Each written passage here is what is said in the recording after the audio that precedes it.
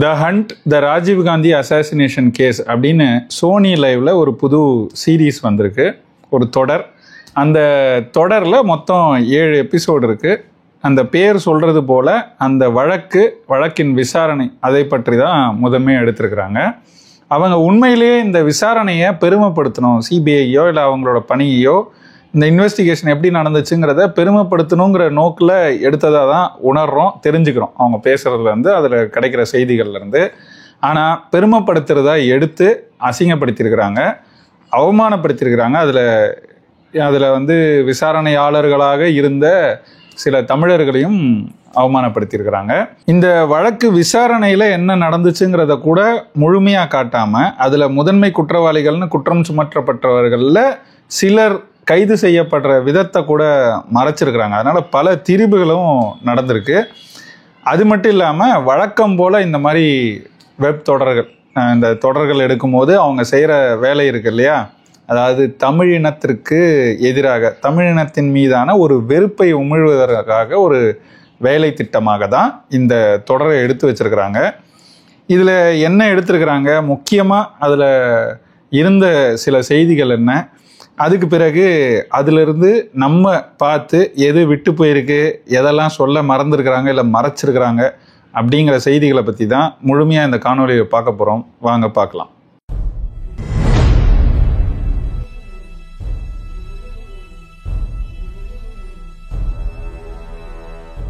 அனைவருக்கும் வணக்கம். நான் ஏற்கனவே சொன்னது போல் சோனி லைவ்ல ஜூலை 4ஆம் தேதி வெளியே இருக்கு the hunt the Rajiv Gandhi assassination case, இதுதான் தலைப்பு. அந்த தொடரில் பார்த்தீங்கன்னா ஏற்கனவே சொன்னது போல் 7 பாகங்கள், அதாவது எபிசோட்ஸ். அதில் இதை தயாரித்தது அப்ளாஸ் என்டர்டெயின்மெண்ட் நிறுவனமும் குக்கனூர் மூவிஸ் அப்படிங்கிறவங்களும் தான் சேர்ந்து பண்ணியிருக்கிறாங்க. இதை இயக்கியவர் நாகேஷ் குக்கனூருங்கிறவர். இவர் குக்கனூருங்கிற பேர் ஆந்திராவை சேர்ந்தது. இவர் ஒரு தெலுங்கர் அடிப்படையில். அது மட்டும் இல்லாமல் இது அந்த கதை எழுத்தாக்கம் அதில் ஈடுபட்டிருக்கிறவங்க பார்த்தீங்கன்னா ரோஹித் ஜி பனவில்கர்னு நினைக்கிறேன். அவர் ஒரு மராட்டியர். அவர் கூட இந்த நாகேஷ் குக்கனூர் அப்புறம் ஸ்ரீராம் ராஜன் ஒருத்தரும் இருந்திருக்கிறாரு. பேரை வச்சு பார்க்கும்போது ஸ்ரீராம் ராஜன்கிறவர் தமிழ்நாட்டை சேர்ந்தவராக இருக்க வாய்ப்பு இருக்குது. இவங்கெல்லாம் எடுத்திருக்கிறாங்க. வழக்கம் போல் நமக்கு இப்போ தமிழினத்திற்கு எதிராக ஏதாவது தமிழர்களை கேவலமாக காட்டக்கூடிய ஏதாவது ஒரு செயல்னா அதில் முதன்மையான பேராக நம்ம கடந்த ஒரு 10-15 ஆண்டு வரலாறை பார்த்தாலே நமக்கு தெரியும், மலையாளிகளோட பேர் இருக்கும். அந்த மாதிரி தான் இதை தயாரித்தவர்களிலும் இந்த குக்கனூருங்கிற அந்த ஆந்திராக்காரரும் இருக்கிறாரு. அவர் மட்டும் இல்லாமல் சமீர் நாயருங்கிற ஒரு மலையாளியும் இருக்கிறார். அது ஏன் இந்த மலையாளிகளுக்கு இவ்வளோ வெறுப்புன்னு தெரில, தமிழினத்திற்கு எதிரான எது இருந்தாலும் அதில் கட்டாயம் அவங்க பேர் வரா மாதிரி பார்த்துக்கிறாங்க. இப்போ இதை பற்றின ஒரு அறிமுகம்னு வச்சுக்கோங்களேன். இப்போ இதை பற்றின இந்த சீரீஸை பற்றின தொடரை பற்றின ஒரு அறிமுகம்னு வச்சுக்கோங்களேன். இந்த தொடருக்கு அடிப்படையாக இருந்தது ஒரு புத்தகம். எந்த புத்தகம் பார்த்தீங்கன்னா 90 Days the true story of the hunt for Rajiv Gandhi's assassins. அதை எழுதினவங்க யாருன்னா அனிருத்யா மித்ரா அப்படிங்கிறவங்க தான். அந்த புத்தகத்தை அடிப்படையாக வச்சுக்கிட்டு சில செய்திகளை மட்டும் எடுத்து காமிச்சிருக்கிறாங்க. அதில் இவங்களோட புனைவுகளும் இருக்குது. அதனால தான் இவங்க சொல்கிறாங்க பேஸ்ட் ஆன் ட்ரூ ஈவெண்ட்ஸ். அதுக்கப்புறம் இந்த புத்தகம் அப்படிங்கிறத அவங்க சொல்லிடுறாங்க. டிஸ்க்ளைமர்னு தொடக்கத்திலேயே கூட அதை போட்டுடுறாங்க. இந்த தொடரோட தொடக்கம் ராஜீவ்காந்தி இறக்கிறது அன்னைக்கு காலையில் இருந்து தொடங்குதுங்க. இதில் அந்த காலையில் என்ன நடக்குதுன்னா, கொழும்புல இருக்கிற இந்திய தூதரகத்துக்கு ஒரு அழைப்பு வருது. ராஜீவ்காந்தி உயிரோடு இருக்காரா அப்படின்னு கேட்குறாங்க. அங்கே இப்படி கேட்ட உடனே ஒரு பதட்டம். அதுக்கு பிறகு அந்த செய்தி சொல்லப்படுது. அதுக்கு பிறகு என்ன நடக்குதுங்கிறத நமக்கு காட்டலை. அதாவது காலையிலேயே அவர் இறக்கலை, இரவு தான் இறக்குறாரு, கொல்லப்படுறாரு. ஆனால் காலையிலேயே அவர் உயிரோடு இருக்கிறாரா அப்படின்னு கேட்குற ஒரு அழைப்பு கொழும்புல இருக்கிற இந்திய தூதரகத்துக்கு வந்திருக்கு. அதுல இருந்து தான் தொடங்குது. ராஜீவ்காந்தி கொல்லப்படுறாரு. அவர் கொல்லப்பட்ட பிறகு அதுக்கு ஒரு விசாரணை குழு அமைக்கணும் இல்லையா, சிறப்பு விசாரணை குழு, சிறப்பு புலனாய்வு குழு, அது எப்படி வேணால் சொல்லலாம். அந்த குழு அமைக்கிறாங்க. அதுக்கான ஒரு விவாதம், ஒரு முதற்கட்ட கூட்டம் டெல்லியில் நடக்குது. அதுக்கு சிலரை மட்டும் கூப்பிட்டுருக்குறாங்க. அந்த அதிகாரிகள் யாருன்னா, எல்லாமே உண்மையான பெயர்கள் தான் பயன்படுத்தியிருக்கிறாங்க எல்லா இடத்துலையும். அதனால் எதுவுமே அவங்க மாற்றிலாம் பயன்படுத்தலை. உண்மையான பெயர்களை பயன்படுத்தியிருக்காங்க. அங்கே அந்த கூட்டத்துக்கு முதன்மையாக வர வைக்கப்பட்டவர்கள் யாரெல்லாம் அப்படின்னா, கார்த்திகேயன் அவர் வந்து ஐஜிபின்னு சொல்கிறாங்க, சிஆர்பிஎஃப்ல இருந்திருக்கிறார் அவர். அதுலேருந்து அவர் மத்திய ரிசர்வ் படை அங்கேருந்து அவரை வர வச்சிருக்கிறாங்க. அதுக்கு பிறகு எம்கே நாராயணன் இருக்கார், அவர் தான் இன்வெஸ்டிகேஷன் பியூரோவோட தலைமை பொறுப்பில் டைரக்டராக இயக்குனராக இருக்கார், அவர் இருக்கார். அதே போல் விஜய் கரண் அவர் வந்து சிபிஐயோட இயக்குனராக இருக்கார், அவரும் அங்கே இருக்கார். அப்புறம் ஜிஎஸ் பாஜ்பாய்ங்கிறவர், அவர் தான் ரா ரிசர்ச் அண்ட் அனாலிசிஸ் விங் அதோட செயலாளராக இருக்கார். இப்போ இவங்க 4 பேரை வச்சு தான் கூட்டம் நடக்குது. அது பிரதமரே நடத்துகிறாரு. அப்போ அவங்கக்கிட்ட கேட்கப்படுது ஒரு கேள்வி, நீங்கள் என்ன நினைக்கிறீங்க இதை பற்றி அப்படின்னு கேட்ட உடனேவே எடுத்த இதுலேயே எம்கே நாராயணன் சொல்கிறாரு, இது எம்கேயோட செயலாக இருக்கும்னு. இதை நல்லா குறிச்சிக்கோங்க, பின்னாடி ஒரு செய்தி சொல்கிறேன். இந்த எம்கே நாராயணன் இப்படி சொல்கிறார். இவர் இப்படி சொன்ன பிறகு விஜய் கரனும் என்ன சொல்கிறாரு, ஆமாம் எல்லையாக இருக்கிறதுக்கு தான் நிறைய வாய்ப்பு இருக்குது. இவர் இப்படி சொன்ன பிறகு இந்த விஜய் கரண் சிபிஐ இயக்குனர் இருக்கார் இல்லையா, அவரும் என்ன சொல்கிறாரு, அவங்களா இருக்கிறதுக்கு தான் வாய்ப்பு இருக்குது. கலிஃபோர்னியாவில் இருக்கிற எல்லையோட ஸ்போக்ஸ் பர்சன் ஒருத்தர், செய்தி தொடர்பாளர் ஒருத்தர், அவங்க செய்ததா சொல்லியிருக்கிறாரு, எங்களுக்கு செய்தி வந்திருக்கு, அதனால அவங்க தான் அப்படின்னு இவரும் சொல்கிறார். அதுக்கு பிறகு கார்த்திகேயன் பெருசாக அதில் கருத்து சொல்லலை. 4ஆவதாக இருக்கிற ரா இருக்கார் இல்லையா, ரா அதிகாரி, அவர் என்ன சொல்கிறாரு, இது வந்து ஃபாரின் இன்வால்மெண்ட், வெளிநாட்டு கை இதில் இல்லை, கட்டாயம் இல்லை அப்படிங்கிறாரு. இதை சொல்லிட்டு என்னன்னா, அப்போ யாராக இருக்கும் அப்படின்னு அவர்கிட்ட கேள்வி கேட்கப்படும் போது அவர் என்ன சொல்கிறாரு, அது இன்வெஸ்டிகேட் பண்ணாதான் தெரியும் அப்படின்னு அவர் சொல்கிறாரு. சொல்லிட்டு இன்னொரு செய்தியும் சொல்கிறாரு, லண்டன்லேருந்து கிட்டு செய்தி அனுப்பியிருக்கிறாரு, அவங்களுக்கும் இதுக்கும் தொடர்பு இல்லைன்னு ஒரு அறிக்கை வெளியிட்டிருக்கிறாரு அப்படின்னு சொல்லி அவர் சொல்கிறார். இந்த காட்சியிலேயே உங்களுக்கு புரிஞ்சிடும் என்னன்னா, ஒரு கொலை நடந்திருக்கு, கொலை நடந்த இடத்துக்கே இவங்க போல, எந்த பின்புலமும் பெருசாக தெரியாது, புலனாய்வுக்கான குழுவே இவங்கெல்லாம் சேர்ந்து தான் அமைக்க போகிறாங்க. அப்படி இருக்கும்போது இந்த உட்கார்ந்து முதல் கூட்டம் அந்த டேபிள்லேயே அவங்க முடிவு பண்ணிடுறாங்க, இது யார் செஞ்சது, இந்த இயக்கம் தான் செஞ்சுச்சுங்கிற பேரோட ஒரு கூட்டத்துக்கு எப்படி வர முடியும் அப்படின்ற கேள்வி உங்களுக்கும் எனக்கும் எழுதுனா அதுதான் இயற்கை, அப்படிதான் எழும். ஆனால் அப்படிதான் இங்கே இந்த விசாரணை முழுக்க தொடக்கத்திலேருந்து இப்படி தான் இருக்குங்கிறதான் நம்ம இதில் புரிஞ்சுக்கணும். வேற எந்த ஆங்கிளுமே இவங்க யோசிக்கல. இந்த முழு 7 எபிசோட்லையும் பார்த்தீங்கன்னா எந்த இடத்துலையும் வேற யாராவது செய்திருப்பாங்களா அப்படிங்கிற ஒரு ஐயமோ சந்தேகமோ அது சார்ந்த ஒரு தேடலோ அந்த மாதிரி எதுவுமே இல்லை இதில். நான் இதில் ஒவ்வொரு எபிசோடில் என்ன நடக்குது அதெல்லாம் முழுமையாக சொல்ல போகிறதில்ல, முக்கியமான பகுதிகளை மட்டும் கொஞ்சம் தொட்டு, அதாவது ஹைலைட்ஸ் மாதிரி உங்களுக்கு சொல்லிடுறேன். இது தெரிஞ்சாதான் நம்ம வந்து விமர்சனம்னு வைக்கும்போது அது சரியாக புரிஞ்சுக்க முடியும். அதுக்காக தேவையான முக்கியமான பகுதிகளை மட்டும் நான் அப்படியே தொட்டுட்டு போயிடுறேன். அடுத்து 2வது எபிசோடில் பகுதியில் பார்த்தீங்கன்னா, இந்த விஜய் கரண் இருக்கார் இல்லையா, சிபிஐ இயக்குனர், அவரும் கார்த்திகேயன் என்னன்னா, அவங்க கூப்பிட்டு பேசும்போது கார்த்திகேயனை தான் இந்த சிறப்பு புலனாய்வு குழுவினுடைய தலைவராக நியமிக்கிறாங்க. அப்போது அந்த தலைவராக ஒரு பதவியை பொறுப்பேற்று வேலையை தொடங்குறாரு. அதுக்கு பிறகு இவங்க 2 பேரும் சந்திச்சுக்கிறாங்க, விஜய் கரனும் கார்த்திகேயனும் சந்திச்சுக்கிறாங்க. சந்திக்கும் போது விஜய் கரண் கார்த்திகேயன்கிட்ட சொல்கிறார், இதை வச்சு இந்த இயக்கத்தை மொத்தமாக தொடச்சி எரிஞ்சிடணும் அப்படின்னு சொல்கிறார். அப்போ எபிசோடில் நடந்ததை நான் சொன்னேன், இப்போ இதை சொன்னேன். இதுலேருந்தே என்ன தெரியுதுன்னா, இவங்களுக்கு இதை இடையூறாக நினைக்கிறாங்க இந்த இயக்கத்தை. அப்போ அந்த இயக்கத்தை தொடை தெரியறதுக்கு ஏதாவது காரணத்துக்காக காத்திருந்துருக்கிறாங்க. இந்த காரணம் வந்த உடனே சரி இதை வச்சு தொடச்சி எரிஞ்சிடணும் அப்படின்னு அந்த முடிவுக்கு தான் வராங்களே தவிர, உண்மையிலேயே இந்த வழக்குக்கு, இந்த கொலைக்கு யார் காரணம் அப்படிங்கிற தேடலை பற்றி அவங்க பேசினதா ஒரு காட்சி கூட வேற எங்கேயும் இல்லை. நான் ஏற்கனவே சொன்னது மாதிரி இந்த சிறப்பு புலனாய்வு குழு கார்த்திகேயன் தலைமையில் அமைக்கிறாங்க இல்லையா, அந்த அமைக்கிற குழுவில் யாரெல்லாம் இருக்காங்கன்னு பார்த்தீங்கன்னா, நம்ம எல்லாருக்கும், நம்ம தமிழ்நாட்டில் இருக்கீங்கன்னா பெரும்பான்மையானவர்கள் பார்த்துருக்கக்கூடும், ரகோத்தமன் ஒருத்தர் அண்மையில் கரோனா காலத்தில் இறந்தார். அவர் வந்து அந்த சிறப்பு புலனாய்வு குழுவில் ஒரு அதிகாரியாக இருந்தார், சிபிஐ அதிகாரி தான் அதில் அவர் இருந்தார், முக்கியமான ஒருத்தர் அவர். அதுக்கு பிறகு பார்த்தீங்கன்னா அமித் வர்மான்னு ஒருத்தர், அவர் ஒரு எஸ்பி சிபிஐயில் இருக்கார். அவராக முன் வந்து இந்த வழக்கில் நானும் சேர்ந்துக்கிறார். அவர் இருக்கார். இந்த பேர்கள் கட்டாயம் முக்கியம். பின்னாடி நம்ம பேசும்போது இவங்க பேர்களை சொல்லி சில செய்திகள் பேசலாம், அதுக்காக சொல்கிறேன். அதுக்கு பிறகு அமோத் கான் ஒருத்தர், அவரும் கொஞ்சம் முக்கியமான அதிகாரி தான். அதில் டிஐஜியாக இருக்கார் சிபிஐயில், அவரும் இதில் இருக்கார். இன்னொரு டிஐஜி ராஜுன்னு ஒருத்தர் இருக்கார். இவங்கெல்லாம் இருக்காங்கன்னு வச்சுக்கோங்க. இவங்களுக்கு உதவியாக இங்கே ஸ்டேட் போலீஸ்லேருந்து எஸ்ஐ துரைன்னு ஒருத்தரை கொடுக்குறாங்க. அவர் யாருன்னா இவங்களுக்கெல்லாம் அடியாள். இவங்கெல்லாம் உட்காந்துக்கிட்டு பேசுவாங்க, அடிக்க சொன்னால் அவர் அடிப்பார். அப்படிதான் இந்த காட்சிகள் அமைச்சிருக்கிறாங்க. ஆனால் உண்மை அப்படி தான் இருந்துச்சான்னா இல்லை. அதெல்லாம் நான் கொஞ்சம் பின்னாடி அப்படியே விமர்சனங்களை பற்றி பேசும்போது நான் அதெல்லாம் தொட்டு பேசுகிறேன். நான் சொன்னேன் இல்லை, இந்த அமித் அப்படின்னு ஒருத்தர், அமித் வர்மாவும் ரகோத்தமனும் 2 பேரும் இந்த புலனாய்வை தொடங்கிட்டு காத்திருக்கும் போது சுகுமார்னு ஒருத்தரை சந்திக்கிறாங்க. அவர் வந்து ரகோத்தமனுக்கு ஒரு சோர்ஸ். அவர் இந்த ரகோத்தமனாக நடிச்சிருக்கிறது யாருன்னு பார்த்தீங்கன்னா, நம்ம எல்லாருக்கும் தெரிஞ்ச பக்ஸு, நடுவில் கொஞ்சம் பக்கத்தை காணும் பக்ஸ் இருக்கார்ல, அவர் தான் நடிச்சிருக்கிறாரு.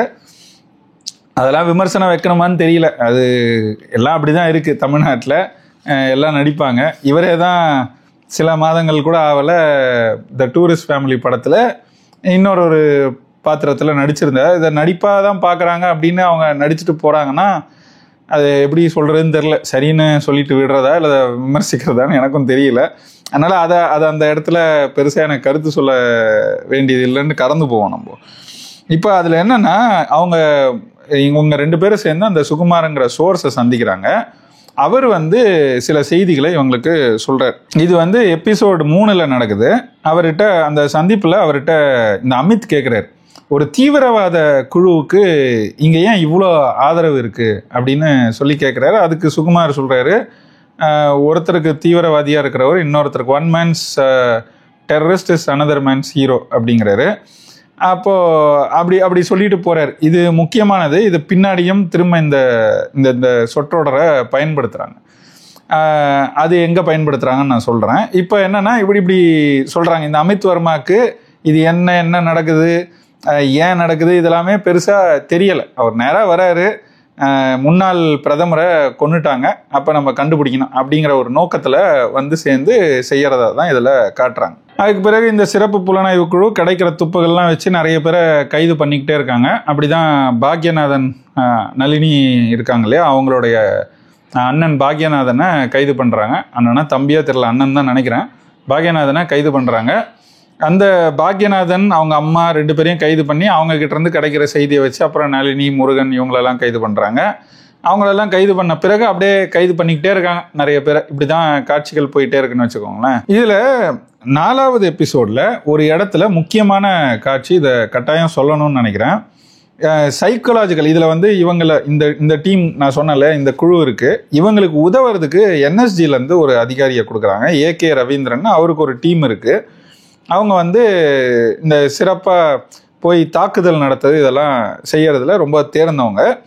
அந்த ஏகே ரவீந்திரன் யாருன்னா, அவர் ஏற்கனவே ஐபிகேஎஃப்ல இருந்து அங்கே போய் பல செயல்களை செய்துவிட்டு வந்தவர் அந்த ஏகே ரவீந்திரன். அவரை இங்கே விடுறாங்க. விட்டால் என்ன செய்வார்னா, அவர் வந்து நளினி அக்கா கிட்டேருந்தும் முருகன்கிட்ட இருந்தும் அவங்க விசாரணையாக நடத்துகிறாங்க. பெருசாக செய்திகள் வரலன்னு உடனே என்கிட்ட விடுங்க, எனக்கு தெரியும் இதை எப்படி வர வைக்கணும்னு, I will wage a psychological warfare அப்படிங்கிறார். அதை வந்து கார்த்திகேயன்கிட்ட சொல்கிறாரு. அப்படின்னா என்னன்னா, 2 செய்தி இருக்குது. ஒன்று உணவு, ஃபுட்டு, இன்னொன்று பெண்கள். இதை வச்சு அவங்க மேலே ஒரு தாக்குதலை தொடுத்தோன்னா கட்டாயம் உண்மையை எடுத்துடலாம். இதை நான் பார்த்துக்கிறேன், என்கிட்ட விடுங்கன்றாரு. அவங்க 2 பேரையும் பக்கத்து அறையில் வச்சு, அதாவது இங்கே அடித்தா அங்கே கேட்கும், அந்த மாதிரி அறையில் வச்சு தாக்குதலை தொடங்குறாங்க. அதில் முருகனை அடித்தும் கூட பெருசாக அங்கே செய்தி வரலன்னு உடனே இவர் ரவீந்திரன் என்ன பண்ணுறாரு, நளினி அவங்களோட அறைக்கு போகிறாரு. போயிட்டு நம்ம என்னெல்லாம் கேள்விப்பட்டிருப்போமோ இந்த இராணுவம்லாம் என்ன செய்யும்னு அதை செய்ய போகிறார். அங்கே பெல்ட்டை கட்டுறாரு. அப்புறம் அவங்கக்கிட்ட போயிட்டு ஏதோ செய்ய பார்க்குறாரு. அவங்க ரொம்ப கத்தின உடனே இங்கே நடக்கிறது எல்லாமே அங்கே பக்கத்தில் இருக்கிற முருகன் வந்து நளினியோடைய கணவர், அவருக்கு எல்லாமே கேட்குது. கேட்ட உடனே அவர் ஒரு கட்டத்தில் இதுக்கு மேலே இதை தாக்கு பிடிக்க முடியாது, நான் சொல்லிடுறேன் எல்லாத்தையும் சொல்லிடுறேன் அப்படின்ட்டு கூப்பிட்டு அவங்கக்கிட்டேயும் சொல்லிடுறேன். இப்படி தான் இந்த காட்சிகள் போகுது.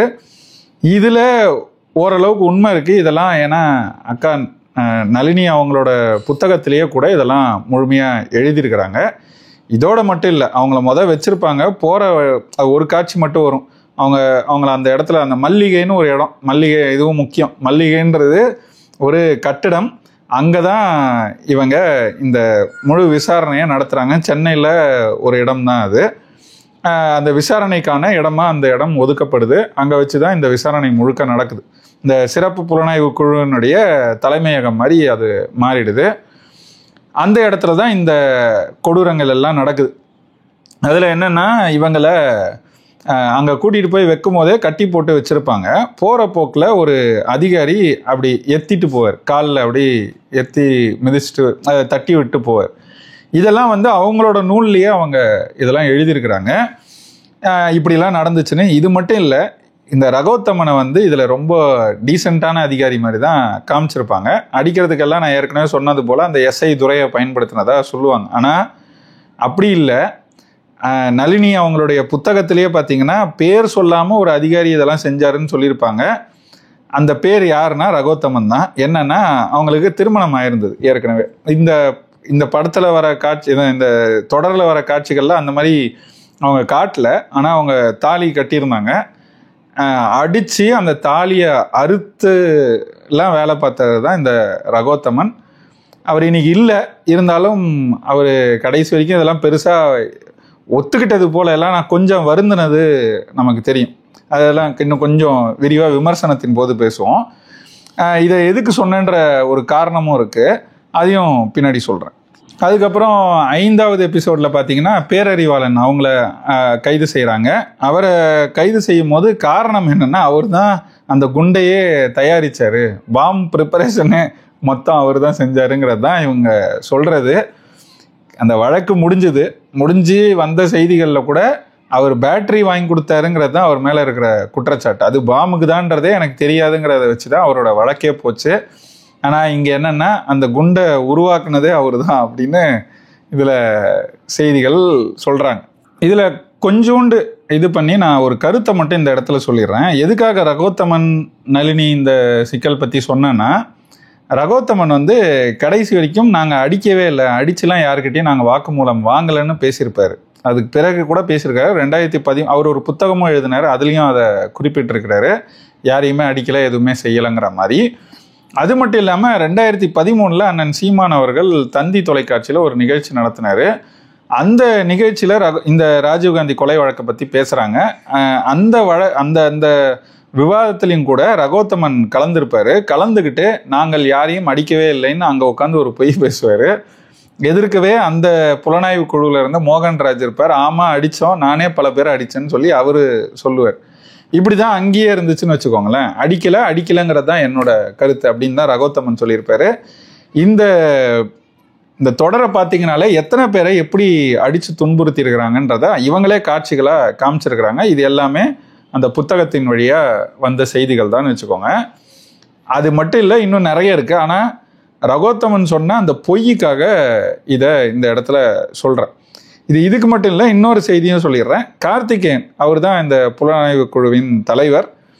அவர் இந்த 5வது எபிசோடில் ஒரு செய்தியை சொல்கிறார். ராஜீவ் அசாசினேஷன் விதிப்படி நடந்திருக்கு அப்படின்னு ஒரு ஸ்டேட்மெண்ட்டை அவர் சொல்கிறார். இது எதுக்காக அவரை சொல்ல வைக்கிறாங்க அப்படின்னா, இந்த ரகோத்தமனும் கார்த்திகேயனும் தான் இந்த புலனாய்வு குழுவில் இருக்கிற தமிழர்கள். குறிப்பாக அவங்கள அவமானப்படுத்துறதுக்கு இதெல்லாம் பயன்படுத்தி இப்படி பில்டப் பண்ணிகிட்டே வராங்க. ஏற்கனவே நான் சொன்ன ரகோத்தமன் முதல் எபிசோட், 2வது எபிசோட், 3வது எபிசோடில் வந்திருக்கலாம். அதுக்கு பிறகு அவர் பெருசாக வரவே இல்லை. அவருக்கு எதுவுமே இல்லை. கடைசி 4 எபிசோடில் ரொம்ப சொற்பமான சில இடங்களில் தான் வர்றாரு. அதில் ஒரு பெரிய காட்சிகளோ இல்லை அவர் ஏதாவது செஞ்சதாக காட்டுற மாதிரியோ கூட ஒன்றும் இல்லை. உண்மையிலேயே இவங்க 2 பேரும் அதுக்காக உண்மையாக நின்று செஞ்சாங்கன்றது தெரியும். அவங்க பேசியிருக்கிறாங்க. அதை ஏற்கலைங்கிறத தாண்டி அவங்க 2 பேரும் அவங்க வேலையை உண்மையாக செஞ்சாங்கன்றது தான் அந்த இடத்துல இருக்கிற செய்தி. ஆனால் இந்திக்காரங்க எப்படி காட்டுவாங்கன்றத கட்டாயம் இதில் தெளிவாக காமிச்சிட்டாங்க. அந்த அமித் வர்மாங்கிறவர் பல இடங்களில் ரகோத்தமனை கிண்டல் கேலியுமா பேசுகிற காட்சிகள் வரும். எப்படி இருந்தாலும் இந்திக்காரனுக்கு கீழே தாண்டா நீங்க அப்படிங்கிற அந்த ஒரு எண்ணம், அந்த ஒரு மேட்டுமைத்தனம் தான் இந்த தொடர்லையும் சில இடங்கள்ல வெளிப்பட்டிருக்கு. அதுக்கு ஒரு அடித்தளமாக தான் கார்த்திகேயன் இதை சொன்னதா அந்த காட்சியை அமைச்சிருக்கிறதா நான் பார்க்குறேன். அதுக்கு பிறகு எல்லாருக்கும் தெரியும், சுபாஷ் சுந்தரம்னு ஒருத்தர் இருந்தார் இங்கே. அவர் ஒரு ஃபோட்டோ ஜேர்னலிஸ்ட், இங்கே புகைப்பட ஊடகவியலாளர். அவரை வந்து கைது பண்ணுறாங்க. அவரை கைது பண்ணி அங்கே பேசும்போதே அவர் வந்து இதில் தொடர்பில்லா சில செய்திகள்லாம் சொல்லுவாருன்னு வச்சுக்கோங்களேன். அந்த சுபாஷ் சுந்தரத்துக்கிட்ட இந்த அமித் வர்மா பேசுகிற மாதிரி ஒரு காட்சி வருது. அதில் என்ன சொல்கிறாருன்னா, பக்கத்து நாட்டு ஆளுங்களுக்கு அனுதாபம் வச்சுக்கிட்டு நம்ம நாட்டு ஆளுங்களை கொல்வீங்களா அப்படின்னு சொல்லி அந்த அமித் வர்மா கேட்குற மாதிரி ஒரு காட்சியை வச்சிருக்கிறாங்க. இன்னும் நிறைய கக்கியிருக்கிறாங்க இந்த மாதிரி விஷத்தை. அடுத்து என்னன்னா, கோடியக்கரை சண்முகம்னு ஒருத்தர், ரொம்ப பெரிய அப்போ இருந்த ஒரு என்ன சொல்றது, வணிகர், வியாபாரி எல்லாம் இருந்தாலும் ஒரு ரொம்ப இன்ஃப்ளூயன்ஷியலான ஆள் அப்படின்னு தான் அப்போ அறியப்பட்டவர். அவர் இயக்கத்துக்கும் ஈழத்துக்கும் நிறைய உதவி செய்ததா சொல்லுவாங்க. அந்த கோடியக்கரை சண்முகம் கொல்லப்படுறார். அது அந்த காலகட்டத்தில் நடந்த செய்தி தான். அவர் கொல்லப்படலை, தற்கொலை அப்படிங்கிறது தான் இன்னைக்கு வரைக்கும் அஃபிஷியலாக சொல்கிறாங்க. ஆனால் அவர் கொல்லப்பட்டதா பல பேர் சொல்லியிருக்கிறாங்க. இந்த காவல்துறை அந்த காலகட்டத்தில் ஆடுன இந்த என்ன சொல்கிறது, ஹண்ட் தானே இது, அந்த ஹண்ட்டில் பல உயிர்கள் போச்சு. அந்த மாதிரி அவரோட உயிரும் போச்சுங்கிறது தான் சொல்லுவாங்க. ஆனால் அவர் தப்பிக்கிற மாதிரி காட்டுறாங்க. இவங்க காட்சி அமைப்பை நான் சொல்லிடுறேன், ஏன்னா அந்த மாதிரி ஒரு நரேஷன் தான் இது வரைக்கும் சொல்கிறாங்க. அவர் வந்து அவரை கைது பண்ணிட்டாங்க, கூட்டிகிட்டு போகிறாங்க. அவரை போய் விசாரிக்கிறதுக்கு கூட்டிகிட்டு போகிறாங்க. அப்போ அந்த நேரத்தில் அவர் உணவு வேணும்னு கேட்குற அவரை வந்து இங்கே ஸ்டேட் போலீஸ்கிட்ட ஒப்படைச்சிட்டு சிபிஐக்காரங்க போயிட்டு உட்காந்து பேசிகிட்டு இருக்காங்க. அப்படி ஒரு காட்சி வருது. அப்போ வந்து திடீர்னு பார்த்தா அவர் ஓடிட்டாரு, சாப்பிட்டு ஓடிட்டாரு அப்படின்னு சொல்கிறாங்க. கடைசியில் அங்கே வந்து பார்த்தா சாப்பிட்டாருன்னு சொன்ன அந்த தட்டில் சாப்பிட்டா மாதிரி எதுவுமே இல்லை. அப்புறம் ஓடிட்டாருன்னு சொல்லிட்டு போய் பார்த்தா அங்கே ஒரு தூக்கில், ஒரு மரத்தில் தூக்கில் தொங்கிட்டு இருக்க மாதிரி தான் காட்சி இருந்துச்சு. அப்போ இந்த அளவுக்கு தான் தமிழ்நாட்டு காவல்துறையை கேவலப்படுத்துகிற மாதிரி, அவங்களுக்கு திறனே இல்லை அல்லது வேணும்னே செஞ்சுருக்கிறாங்க, தப்பிக்க விட்டுருக்குறாங்க, ஏதோ ஒன்று அந்த மாதிரி ஒரு காட்சி அமைப்பு. அதில் சிபிஐயுடைய மேட்டுமைத்தனம், அதுவும் ஒரு இந்திக்காரங்க தமிழர்களை எப்படி பார்க்குறாங்கன்றத நமக்கு வலியுறுத்துறதுக்கு ஒரு காட்சி வைத்தது போல தான் அந்த காட்சி இருக்குது. அந்த காட்சி நடக்கும்போது, அதாவது கோடியக்கரை சண்முகத்தை அங்கே இவங்க கிட்ட கொடுத்துட்டு, இங்கே தமிழ்நாட்டு காவல்துறை கிட்ட கொடுத்துட்டு, இந்த அமித் வர்மாவும் ரகோத்தமனும் போய் அவங்களோட வீட்டோ இருக்கிற இடமோ அங்கே உட்காந்துட்டு தண்ணி அடிக்கிறது போல் ஒரு காட்சி இருந்துச்சு. அந்த காட்சி அப்போது அமித் வர்மா கேட்பார் ரகோத்தமன்ட்ட, ஒரு தமிழராக நீங்கள் எப்படி ஃபீல் பண்ணுறீங்க இதை பற்றி அப்படின்னு கேட்டால், அவர் வந்து நான் ஒரு சோல்ஜராக தான் நான் என்னை பார்க்குறேன், இந்த நாட்டுக்கான ஒரு சோல்ஜராக தான் பார்க்குறேன் அப்படின்னு சொல்லிட்டு, அவர் அந்த சுகுமார் முன்னாடி சொன்னாருன்னு சொன்னல, one man's hero is another man's terrorist, இல்லைனா one man's terrorist is another man's hero, அதை வந்து அங்கே சொல்லுவார். அப்போ அதுலேருந்து என்னன்னா, ரகோத்தமனும் ஒரு தமிழர், அவரும் வந்து இதுக்கு சரியாக ஒத்துழைக்க மாட்டாருங்கிற மாதிரி ஒரு எண்ணத்தை தான் நமக்கு இதில் விதைக்க பார்க்குறாங்க. அடுத்து இந்த அமித் தான் நினைக்கிறேன் 6வது எபிசோடில் பார்த்தீங்கன்னா, அகதி நாய்களா அப்படின்னு ஒரு இடத்துல சொல்கிற மாதிரி ஒரு காட்சி வச்சுருக்கிறாங்க. எத்தனை படம் எடுத்தாலும் எத்தனை சொன்னாலும் இந்த சொல்லாடல்கள் மட்டும் மாறுறது போல தெரியல. இதே நாட்டில் இன்னும் பல பேர் இருக்காங்க அகதிகளாக வந்தவங்க. அவங்களாம் எப்படி சுகபோக வாழ்வு, ஒரு ஊரே அவங்களுக்கு உருவாக்கி இப்படியெல்லாம் வாழ்கிறது இருக்குது. ஆனால் தமிழர்களை மட்டும் ஒரு தொடர் எடுத்தால் கூட அதில் இப்படி இழிவுபடுத்துகிற சொற்களை பயன்படுத்த ரொம்ப எளிமையாக இருக்குது. இங்கே யாரும் எடுத்து கேட்க போகிறதில்ல. அதனால் அவங்க தொடர்ச்சியாக இதை செஞ்சுட்டு தான் இருக்காங்க. அதே நேரத்தில் கார்த்திகேயன் அந்த எபிசோடில் இன்னொரு இடத்துல ஒரு செய்தியை சொல்லுவார். நாம் போருக்கு போயிருக்கிறது சாதாரண ஆட்களோட இல்லை அப்படின்னு சொல்லுவார். இப்போ ஒரு பக்கம் நீங்கள் யாரை அசிங்கப்படுத்துகிறீங்களோ அவங்களே இன்னொரு பக்கம் பெருமைப்படுத்துகிற மாதிரியும் தான் இங்கே காட்சிகள் வருது. அசிங்கப்படுத்துறது இந்திக்காரன், பெருமைப்படுத்துகிற மாதிரி பேசுறது இங்கே இருக்கிற தமிழர்கள் அப்படிங்கிறது தான் இந்த காட்சிகள்லேருந்து நம்ம புரிஞ்சுக்கிறது. அதுலேயே என்ன சொல்லுவாங்க, கிட்டத்தட்ட 17 பேர் பெங்களூரில் போயிட்டு, சிவராசன் பெங்களூரில் இருக்காருன்றதை கண்டுபிடிச்சிடுவாங்க. பெங்களூரில் போய் அவரை பிடிக்கிறதுக்கான முயற்சியில் ஈடுபடும் போது அங்கே நிறைய பேர் அவங்க போய் ரெய்டுக்கு போவாங்க. அந்த வீட்டுக்கு போகிறாங்கன்னா அதுக்குள்ளே பார்த்தீங்கன்னா அங்கே இறந்து கிடப்பாங்க. இந்த மாதிரி நடந்துக்கிட்டே இருக்கும். இது எப்படின்னா, அங்கே பெங்களூர் காவல்துறைக்கும் இவங்களுக்கும் ஒத்து வராது. அவங்க வந்து அவங்களுக்கு ஏதாவது ஒரு துப்பு கிடைச்சோடனே அவங்களே நேராக போகிறது, போனால் அதுக்குள்ளே அந்த செய்தி அவங்களுக்கு தெரிஞ்சிருது, அவங்க எல்லாரும் சயனைடு கடிச்சு இறக்குறாங்க அப்படிங்கிற மாதிரி காமிச்சிட்டே இருக்காங்க. அதில் ஒரு கட்டத்தில் 17 பேர் இறந்துடுறாங்கன்ற செய்தி வருது. 17 பேர் இறந்துட்டாங்கன்னு அது ஒரு பெரிய செய்தியாகி இது பெரிய விமர்சனம் ஆகுது. இதே மாதிரி நம்ம தொடர முடியாது, அப்போ இதுக்கு மாற்ற வேற ஏதாவது நம்ம ஒரு வேலை திட்டத்தை செய்யணும் அப்படின்ற பேச்சுக்கள்லாம் போகுது. இதை எதுக்காக சொல்கிறேன்னா, 17 பேர் இறந்தாங்கன்றது ஒரு செய்தியே இல்லை. இந்த இந்த கொலை வழக்கில் மட்டும் விசாரணை தொடங்கின காலகட்டம் அந்த சில மாதங்கள், இது முதன்மையாக பார்த்தீங்கன்னா 3 மாதங்களில் முடிஞ்சிடும். இந்த தொடர் வந்து 3 மாதங்கள், அதாவது 90 டேஸுங்கிறது அந்த புத்தகமே 3 மாதத்தில் முடியும்.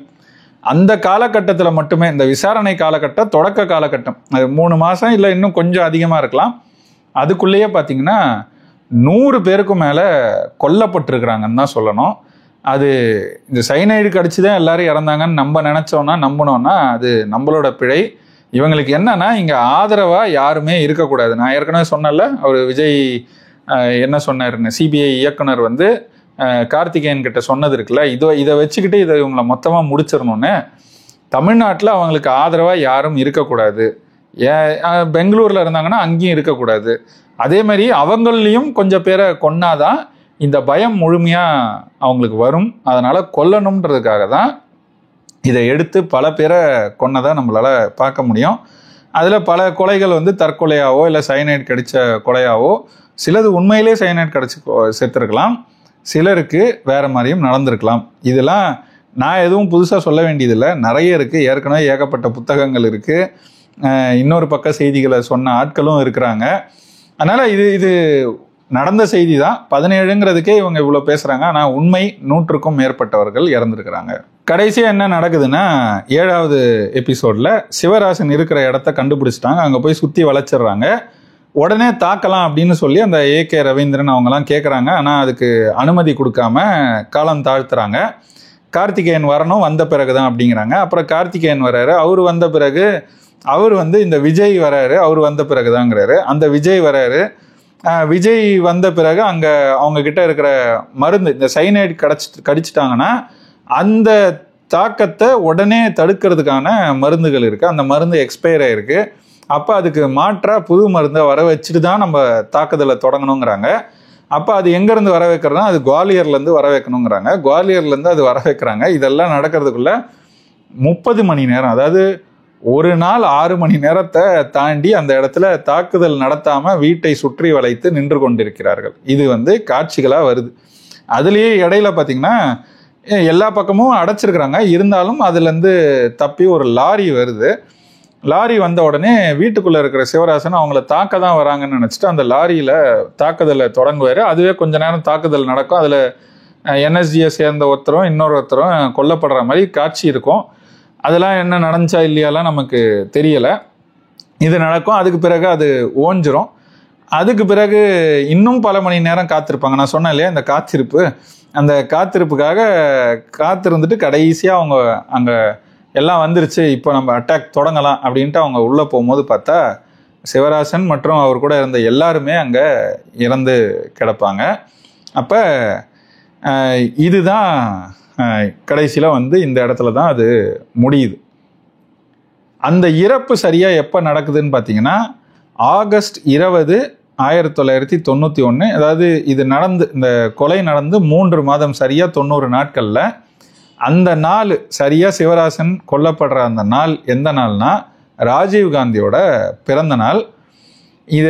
இதை சொல்கிறதுக்கும் ஒரு காரணம் இருக்குது. ஏன்னா அவங்க நினச்சிருந்தா ஒரு நாள் முன்னாடியே உள்ளே போயிருக்கலாம், ஏதாவது நடந்திருக்கலாம். ஆனால் இவங்க அதை விரும்பலையா என்னன்னு தெரியல. இவங்க உள்ளே போகிறதே பார்த்திங்கன்னா ஒரு நாள் தாமதமாக தான் போகிறாங்க. இதை சொல்லும் போது ஒரு செய்தியை இந்த இடத்துல சொல்லிடலான்னு நினைக்கிறேன். கார்த்திகேயன் ஏற்கனவே நான் சொன்ன ஒரு புத்தகம் எழுதியிருக்கிறாரு இதை பற்றி. கார்த்திகேயன் எழுதின புத்தகம் என்னென்னா, triumph of truth, the Rajiv Gandhi assassination, the investigation அப்படின்னு டிஆர் கார்த்திகேயன், ராதா அரவிந்த் ராஜு அப்படிங்கிறவரும் சேர்ந்து எழுதியிருக்கிறாங்க.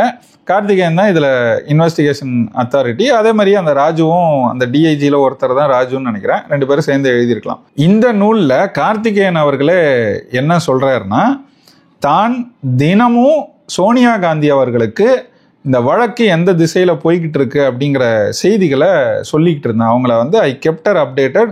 சில நாள்லாம் ரொம்ப தாமதமாக இரவு ஆனாலும் அவங்க கிட்ட என்ன நடந்துச்சுன்றத தொடர்ச்சியாக நான் சொல்லிகிட்டு இருந்தேன் அப்படிங்கிறத கார்த்திகேயன் இந்த நூல்லையே சொல்லியிருக்காரு. அப்போ ராஜீவ்காந்தி பிறந்தநாள் பரிசா அவர் இறந்துட்டாரு, அவர் பிறந்தநாள் பரிசா சிவராசனை கொடுக்கணுங்கிறதுக்காக இந்த ஒரு நாள் தாமதம் 30 மணி நேர தாமதம் நடந்துச்சா அப்படிங்கிற கேள்வி பார்க்குறவங்களுக்கு இயல்பாக எழத்தான் செய்யுது. இதில் மொத்தத்தில் என்னென்னா பெருமைப்படுத்துறதுக்காக எடுக்கிறதா தொடங்கி இது உண்மையிலே அந்த விசாரணை எப்படி நடந்துச்சுங்கிறத கொச்சைப்படுத்துறது போல தான் வந்து முடிஞ்சிருக்கு.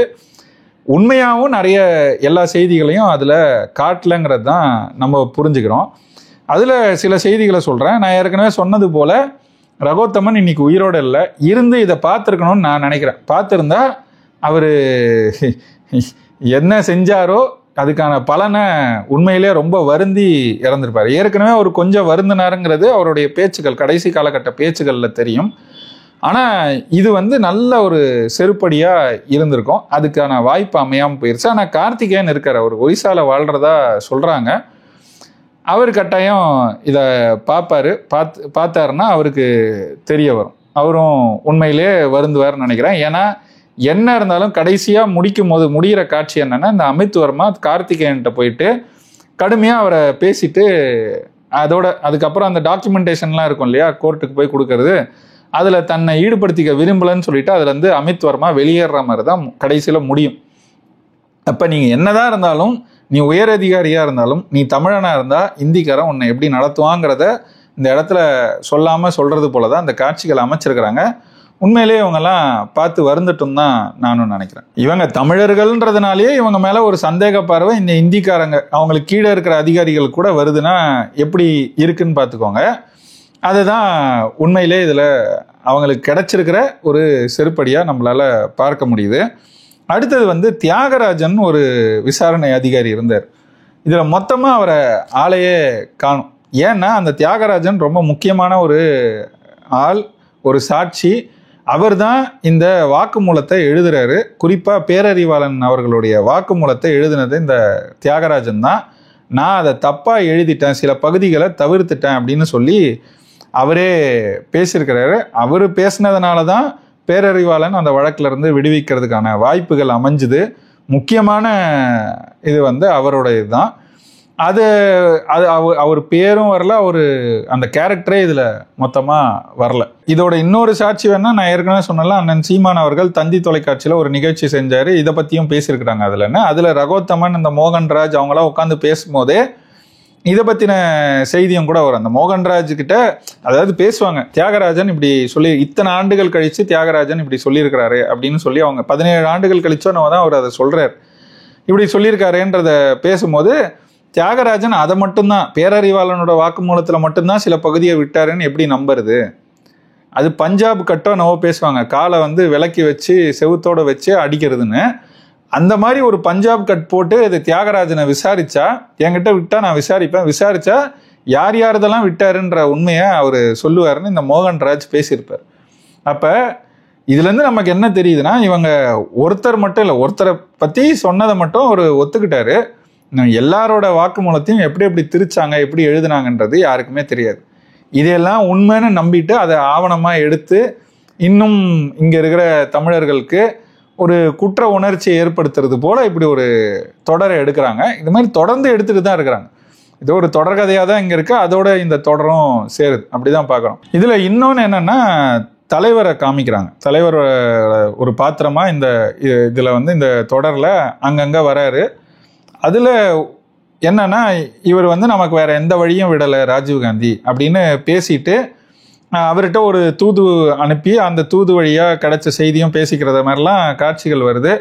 அப்புறம் அந்த தூது வந்தவரை வந்து அனுப்பிட்டு அவருக்கு அடுத்த நிலையில் இருந்த புட்டம்மான்கிட்ட பேசுகிற மாதிரி காட்டுறாங்க. அதில் என்னன்னா, நமக்கு வேற எந்த வழியும் இல்லை, he has to go அப்படின்னு அவர் சொல்கிறாரு. எனவே இதில் முடிவெடுத்தது, திட்டமிட்டது, ஆட்களை தேர்ந்தெடுத்தது எல்லாமே தலைவர் தான் செஞ்சாருங்கிறது மாதிரி இதில் காட்சிகளை வச்சிருக்கிறாங்க. இதுக்கெல்லாம் எந்த சான்றோ ஆதாரமோ இல்லை. ஏன்னா நடந்தது அவருக்கு அடுத்த நிலையில் இருக்கிறவருக்குமான ஒரு உரையாடல். அந்த உரையாடல் அவங்க 2 பேர் தவிர வேறு யாருக்குமே தெரிஞ்சிருக்க வாய்ப்பு இல்லை. இது வரைக்கும் வந்த எந்த புத்தகத்திலையும் இப்படிதான் நடந்துச்சுன்னு எந்த குறிப்பும் இல்லை. வேற யாரும் பல பேர் பேசியிருக்கிறாங்க, அதை பத்தி பேசினவங்க யாரும் கூட இந்த மாதிரி ஒரு நிகழ்வு நடந்ததா சொல்லலை. அப்போ புனைவை எந்த இடத்துல கொண்டு வந்து எப்படி வைக்கிறாங்க பாருங்க. இவர் செஞ்சாருன்னு முடிவோட இது தொடங்குது, இவங்க தான் செஞ்சாங்கன்ற முடிவோட தொடங்குது. அதை நியாயப்படுத்துறதுக்கு இந்த புனைவா காட்சிகள் வைக்கும் போதும் இவங்க இந்த மாதிரி காட்சிகள்லாம் வச்சிருக்கிறாங்க. முழுக்க பார்த்தீங்கன்னா கூட இதுல சிவராசன் மட்டும் ஒரு ஆட்மேன் அவுட்டா இருப்பார். என்னன்னா, அந்த இயக்கம் சார்ந்து காட்டுற யாருமே எந்த கெட்ட பழக்கமும் இருக்கிறது போல காட்டவே மாட்டாங்க. இந்த இதுல இவ்வளவு புனைவுகள் வச்சாலும் அதுல வைக்க முடியல. ஆனா இந்த சிவராசன் மட்டும் எந்நேரமும் சிகரெட் பிடிச்சிட்டே இருக்க மாதிரி தான் காட்டுறாங்க. பேருந்தில் போனாலும் பிடிக்கிறாரு, எங்க போனாலும் வீட்டில் இருக்கிறாரு, அங்க பிடிச்சிக்கிட்டு இருக்காரு. திரையரங்குல அடிக்கடி சில சந்திப்புகள் நடக்குது. அந்த திரையரங்கு சந்திப்புகளில் கூட இவர் புகைப்பிடிச்சிட்டு இருக்க மாதிரி தான், அதாவது திரையரங்குல உட்கார்ந்துக்கிட்டே புகைப்பிடிச்சிட்டு இருக்கிறது போலதான் காட்சிகள் வைக்கிறாங்க. இது அவர் அப்படிதான் இருந்தாருன்னா, இப்படி மற்ற எல்லாருமே நீங்க இந்த தொடர்ல காமிச்ச எல்லாருமே கூட ஒழுக்கமா இருக்காங்க அப்படின்னா, இந்த நபர் அந்த இயக்கத்தை சார்ந்தவரை இல்லை, இருக்கிறதுக்கு வாய்ப்பு இல்லை அப்படிங்கிறது தான் இந்த மாதிரி ஒரு காட்சி அமைப்போ இல்லை அவருடைய பழக்கமோ கூட உங்களுக்கும் எனக்கும் பார்க்கும்போது ஒரு பார்வையாளராகவே உணர்த்தும். இது மட்டும் இல்லாமல் இந்த சிவராசன் வந்து அங்கேருந்து வர இன்ஸ்ட்ரக்ஷனை பின்பற்றாம அங்கே என்ன சொல்கிறாங்களோ அதை தான் செய்யணும் இல்லையா, அப்படி செய்யாமல் தானே தான் தோன்றித்தனமாக சிலதை செய்யறது போல காட்டுறாங்க. அந்த மாதிரி இது முடிஞ்ச உடனே திரும்ப வான்னு சொல்கிறாங்க, வராமல் இங்கேயே இருந்து அடுத்த மிஷனை நான் செய்ய போகிறேன் அப்படின்ட்டு கிளம்புறது போல காட்டுறாங்க. அதில் முதன்மையாக என்னென்னா, ஒரு இடத்துல சொல்கிறது அடுத்து யார் அப்படின்னு அவர் பேசிக்கிறதும் ஜெயலலிதான்னு அவர் சொல்கிறார். இதெல்லாம் எந்த சான்றுமே இல்லை, இவங்களா சும்மா அடிச்சு விடுறாங்க. இது மட்டும் இல்லை, இன்னொன்று நடந்துச்சு, இன்னொரு காட்சி வச்சிருக்கிறாங்க. என்னன்னா, ராபர்ட் பயஸ் இருக்கார் இல்லையா, இப்போ வெளியே வந்து திரும்ப இலங்கைக்கு அனுப்பப்பட்டிருக்கிறார். ராபர்ட் பயஸ் அவர்கள் வந்து இந்த மல்லிகைன்னு சொன்னல அந்த விசாரணை புலனாய்வு இடம், அந்த இடத்தையே குண்டு வச்சு தகர்க்கிறதுக்கான ஒரு முயற்சியில் சிவராசன் சொல்லி இவங்க ஈடுபடுறது போல சில காட்சிகள் அமைச்சிருக்கிறாங்க. அதுக்காக போறாரு வராரு, அதுக்கு பிறகுதான் அவர் கைது செய்யப்படுறாரு. ஆனா உண்மையிலே என்னன்னா, அவரும் கூட அவர் தரப்புல இருந்து ஒரு புத்தகம் வந்திருக்கு, அண்ணன் மணிசெந்தில் தான் அந்த புத்தகத்தை தொகுத்து வெளியிட்டவர். அது எப்படி இவ்வளவு, அதாவது ஒரு பெரிய கொலை நடந்திருக்கு, அந்த கொலையை வந்து புலனாய்வு செஞ்சுக்கிட்டு இருக்காங்க, புலனாய்வுக்கு ஒரு செய்யறதுக்கே ஒரு இடம் அமைச்சிருக்கிறாங்க. அந்த இடத்துல இவங்க கொண்டு போய் அடைச்சிருக்கிற நிறைய பேரும் கூட பார்த்தீங்கன்னா தமிழர்கள், ஈழத்தமிழர்கள் இவங்களாம் தான். ஆனால் அந்த இடத்துல குண்டு வைக்கிறதுக்கு முயற்சி எடுக்கிறாங்க அப்படின்னு ஒரு இது என்ன மாதிரி கதை, எதுக்காக இதை இப்படி வச்சிருக்கிறாங்கன்னு தெரியல. இது முழுக்க முழுக்க பொய், புனைவு, இந்த மாதிரி எதுவும் நடக்கலைங்கிறது தான் அவருடைய தரப்புல அவர் புத்தகத்திலேருந்தும் நம்ம தெரிஞ்சுக்கிறது. இது முழுக்க முழுக்க இது ஒரு பொய்யான ஒரு செய்தி. இன்னொரு செய்தி என்னன்னா, இதுல முக்கியமா இந்த 7 பேர்லயே பாத்தீங்கன்னா ரவிச்சந்திரன் இருந்தார். ரவிச்சந்திரன் வந்து அவர் மதுரை கிட்ட அருப்புக்கோட்டையை சார்ந்தவர். அவரை வந்து திருச்சி அந்த பகுதியில தான் எங்கேயோ வச்சு அவருடைய நண்பர் வீட்டுக்கு வந்திருப்பாரு, அங்க வச்சுதான் கைது பண்ணுவாங்க. அந்த காட்சிகளை அவருடைய புத்தகத்துல ரொம்ப, அதாவது அதை நீங்க படிக்கும் போதே உங்களுக்கு காட்சியா அது உங்களுக்கு முன்னாடி ஓடும், அவ்வளவு சுவாரஸ்யமா இருக்கும் அந்த காட்சி. ஆனா முழுக்க முழுக்க ரவிச்சந்திரன் ஆளே காணும், அவர் இதுல வரவே இல்லை, அவர் பேரும் வரல, ஆளும் வரல, அவர் கைது செய்யறது எதுவுமே காட்டல. உண்மையிலேயே இவங்களுக்கு காட்சிப்படுத்துறது கூட ரொம்ப ரொம்ப சிறப்பான காட்சி அது. அதை ஏன் தவிர்த்தாங்க, ரவிச்சந்திரனை ஏன் இதுல முழுக்க தவிர்த்தாங்கன்றது நமக்கு தெரியல. ஏன்னா மற்ற எல்லாரும் வராங்க, ராபர்ட் பயஸ் வராரு, பேரறிவாளன் வராரு, நளினி வராங்க, முருகன் வராங்க, ஜெயக்குமார் வராரு, அவங்க எல்லாருமே வராங்கன்னா ரவிச்சந்திரனை மட்டும் ஏன் விட்டாங்கன்றது நமக்கு உண்மையிலே தெரியல. இதுல என்னன்னா, கடைசியா சிவராசன் ஒரு வீட்டில் இருக்காரு, அங்கதான் ரவுண்ட் அப் பண்ணி நடக்குது இல்லையா, அவர் இறக்குறது சாவறதெல்லாம் அங்கதானே. அதுக்கு முன்னாடி ஒருத்தர் வீட்டில் இருப்பாங்க, யாருன்னா ரங்கநாதன் ஒருத்தர். அவர் வீட்டில் தான் தஞ்சம் புகுந்திருப்பாங்க. அவங்கள மிரட்டி போன மாதிரி தான், அவர் பணத்துக்காக, அதுக்கு மட்டும் இல்லாமல் அங்கே உட்காந்துட்டு அவங்கள மிரட்டுறது போல தான் காட்சி அமைப்புகள் இருக்கு. அதில் அந்த ரங்கநாதன் அவருடைய மனைவி மிருதுலா 2 பேரும் தான் அந்த வீட்டில் இருக்கிறது போல தான் காட்சிகள். இதை ஏன் இதை சொல்கிறேன்னா, ஒரு மிக கேவலமான இந்த வழக்கு புலனாய்வில் இருக்கிறதுலேயே ரொம்ப கொச்சையான ஒரு செய்தின்னா இதாக தான் இருக்க முடியும்.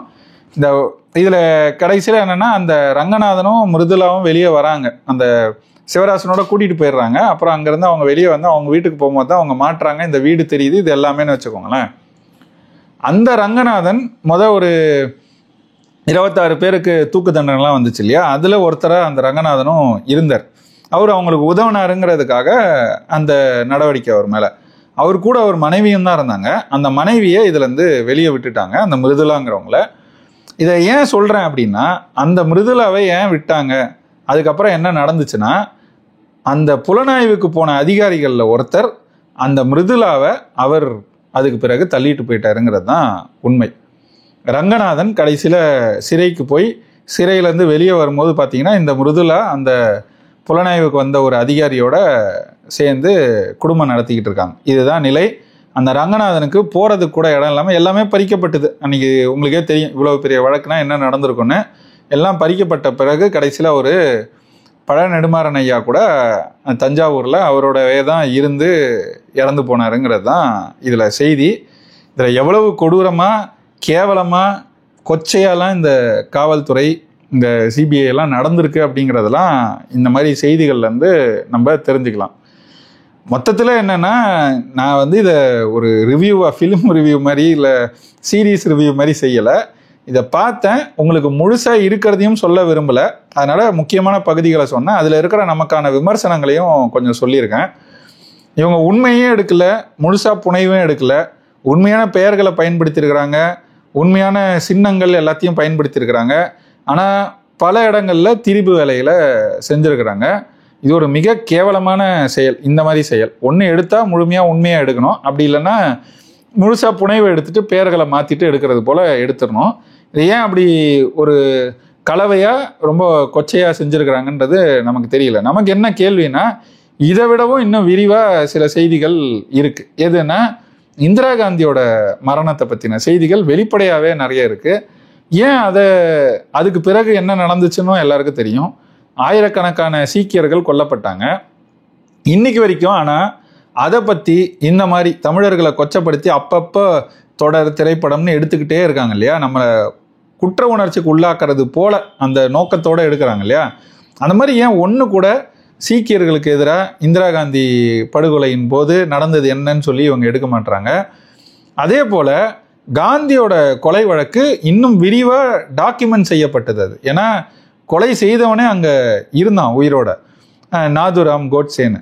அப்போ ஆர்எஸ்எஸ் தான் அதில் நேரடியாக ஈடுபட்டிருந்ததுன்றதும் எல்லாருக்கும் தெரியும். அப்போ அதை பற்றி ஏன் விரிவாக இந்த மாதிரி அடிக்கடி படங்களோ தொடர்களோ எடுக்கப்படுறது இல்லை அப்படிங்கிற கேள்விக்கெல்லாம் உங்களுக்கு பதில் தெரியலன்னா, அடிப்படையில் இருக்கிற தமிழின வெறுப்பு தான் காரணம்.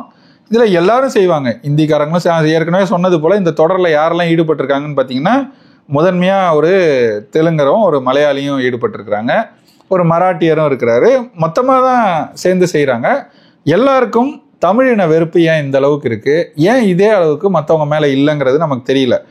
கேரளா ஸ்டோரின்னு ஒன்று வரும்போது குரலாக தமிழ்நாட்டில் இருந்தால் வந்துச்சு. தமிழ்நாட்டில் அதை ஓடவும் விடலை. அந்த அளவுக்கு ஒரு எதிர்ப்பு உணர்வு இங்கே இருந்துச்சு.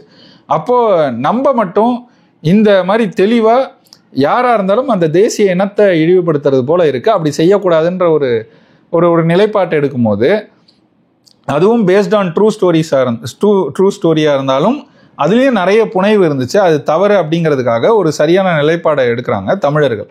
ஆனால் இந்த மாதிரி நிலைப்பாடுகளை ஏன் இந்த கேடுகட்ட கேரளாவோ இல்லை ஆந்திராக்காரங்களோ இல்லை மற்றவங்களோ எடுக்க மாட்டுறாங்க அப்படிங்கிறதான் நமக்கு தெரியல. நம்மளால் புரிஞ்சுக்க முடிகிறது அடிப்படையில் அவங்களுக்கு இருக்கிற ஒரு தமிழின வெறுப்பு தான். இந்த தொடரை எடுத்து இதில் வெற்றி காண்ற இந்த குழுவினருக்கு நம்ம ஒரு கேள்வி வைக்கலாம்னா, முடிஞ்சால் ஆர்எஸ்எஸ் காந்தி கொலையில் என்ன செஞ்சதுன்றதை இப்போ ஏற்கனவே எடுக்கப்பட்டிருக்கலாம், ரொம்ப மேம்போக்காக எடுக்கப்பட்டது தான். அதெல்லாம் முழுமையாக இன்றைக்கி இருக்கிற எல்லா தொழில்நுட்பத்தையும் பயன்படுத்தி நீங்கள் ஒரு படத்தை எடுத்து காமிங்களேன்.